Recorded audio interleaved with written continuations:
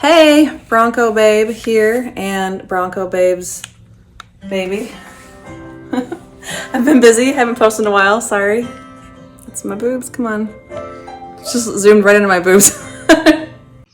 Hey guys, sorry I haven't posted in a while. I've been a little bit busy.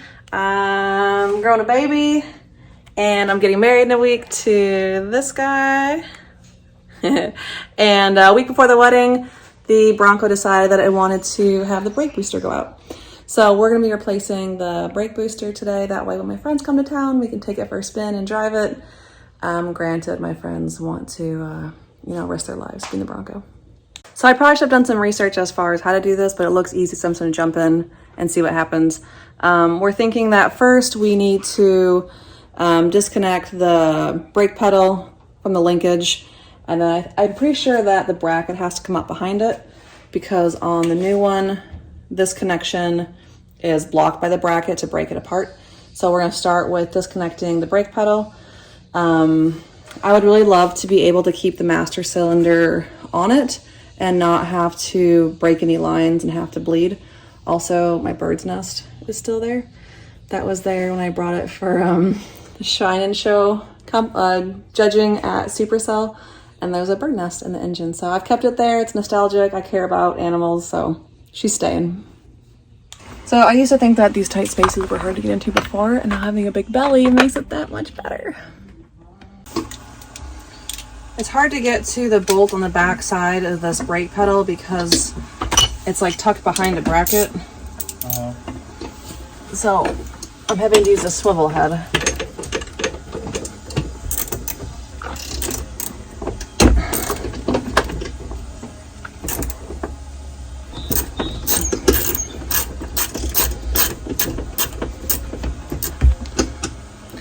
So the hope is that now that the pedal's free, that linkage that connects the brake booster to the pedal will be able to get apart after we pull this through the firewall. There's a boot on it though that tells me maybe that's not the case, but we're just gonna see what happens, I guess.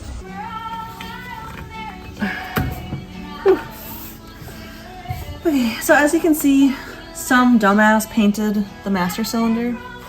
It was me.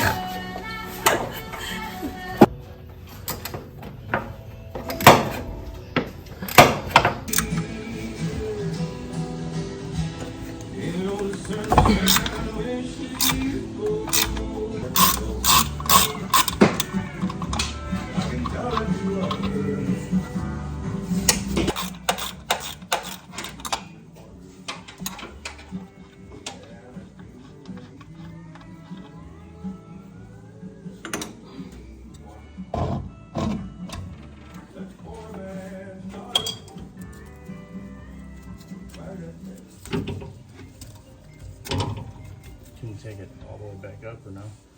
No, connect this one to that. Sweet. Okay, so I've got all but one bolt broken from the brake booster bracket. We have the master cylinder held on by these bungees, so we don't have to worry about breaking lines. It looks like it's all good, so it's not, the lines aren't being distressed or anything. And so I'm gonna take this last bracket off, and hopefully that brake pedal linkage will just slide through, but we'll see.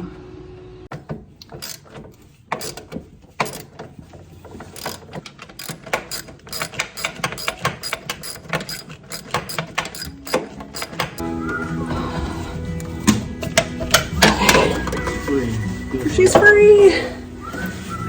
Pull out? Yeah. Yeah, buddy. Grab it.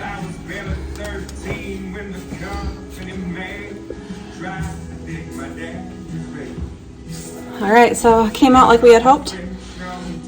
Now we just need to disconnect this from the bracket and then disconnect and reconnect that linkage, and it should be pretty straightforward. Hopefully. Thank you. All right, so Steven is just disconnecting the brake booster from that bracket.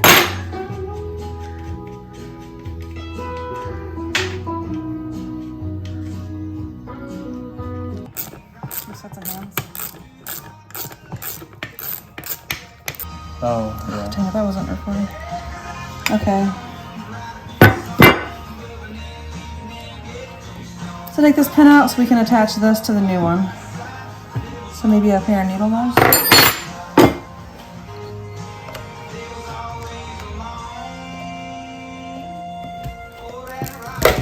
You okay? Mm-hmm. Did I get you? Mm-hmm.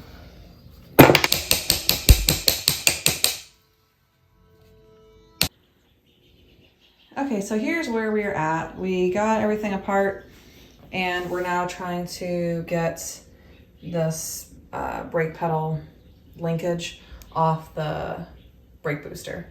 There was a pin that we pulled out, and so we're just trying to pound this through now, I guess. It seems like that's too large to really fit through the hole, but I don't know how else we get it off, especially because on the other side, it's just flat. It's not like there's like a head we can pull out or anything. So Steven is hammering away, and we'll just see how this goes.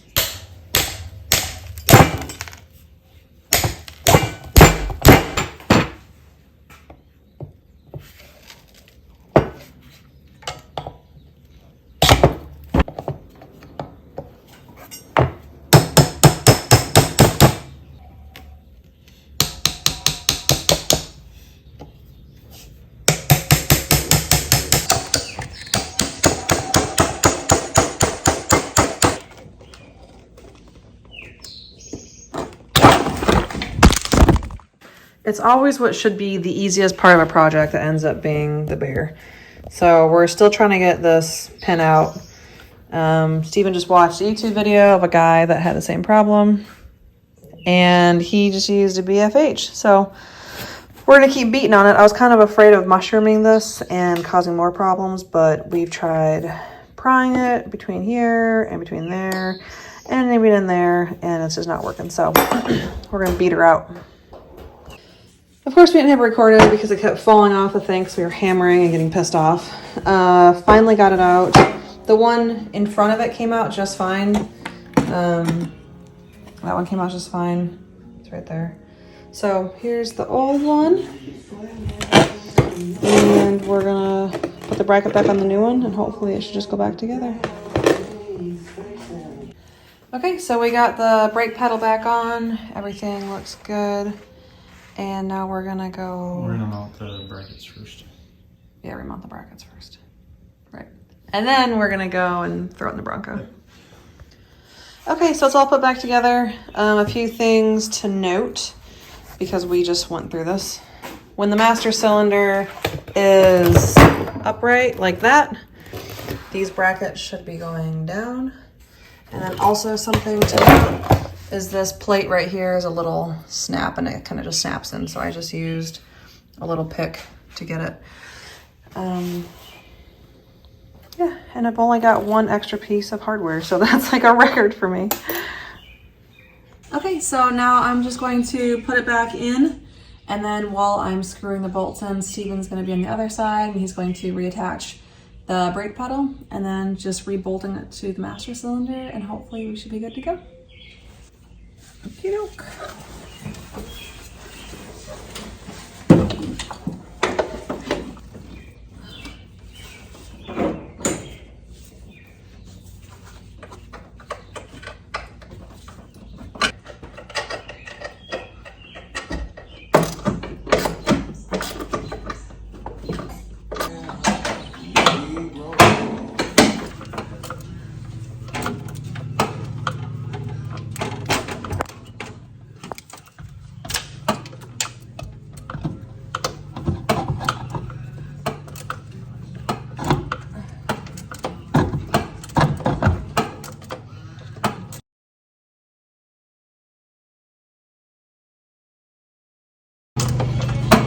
And just like that, she's back together. Easy peasy, lemon squeezy.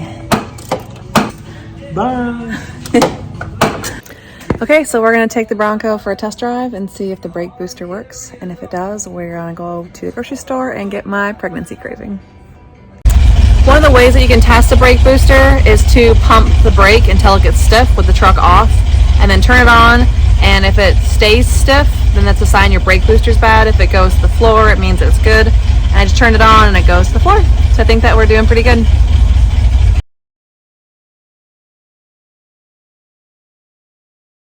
She works. Machi ball.